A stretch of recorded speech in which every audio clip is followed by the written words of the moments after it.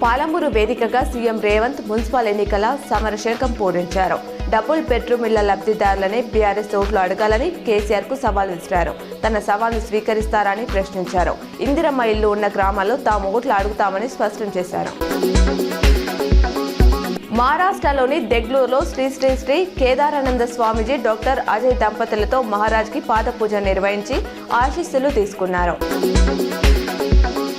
తొర్లికొండలో మాజీ ఉప ప్రధాని డాక్టర్ బాబు జగజీవన్ రామ్ విగ్రహ ఆవిష్కరణ rural MLA doctor Bhupat Reddy చేశారు. నందిపేట్ మాయాపూర్ నుండి ఆర్మీలో చేరిన తొలి వ్యక్తి జవాన్ హరీష్ ను సర్పంచ్ జీవన్ పాలకవర్గం ఘనంగా సన్మానించింది. జేఈఈ మెయిన్స్ అడ్మిట్ కార్డులను ఎన్టీఏ విడుదల చేసింది. అభ్యర్థులు తమ అప్లికేషన్ నంబర్, పాస్వర్డ్ తో లాగిన్ అయి అధికారిక వెబ్సైట్ నుంచి ఆల్ టికెట్లు డౌన్లోడ్ చేసుకోవచ్చు. సెషన్ 1 ఎగ్జామ్స్ ఈ నెల 21, 22, 23, 24 తేదీల్లో జరగనున్నాయి. ఫిబ్రవరి 12న ఫలితాలు వెలువడే అవకాశం ఉంది. సెషన్ 2 ఎగ్జామ్స్ ఏప్రిల్లో జరుగుతాయి.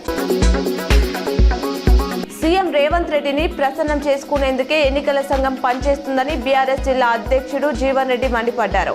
శనివారం నిజామాబాద్ లో మాట్లాడుతూ ఓటర్ల జాబితా సవరణపై అధికారుల కోరిక మేరకు ఆర్మూర్, భీమ్గల్, బోధన్ మున్సిపాలిటీలకు సంబంధించిన వివరాలు ఇచ్చినా ఎక్కడా మార్పులు జరగలేదని ఆరోపించారు.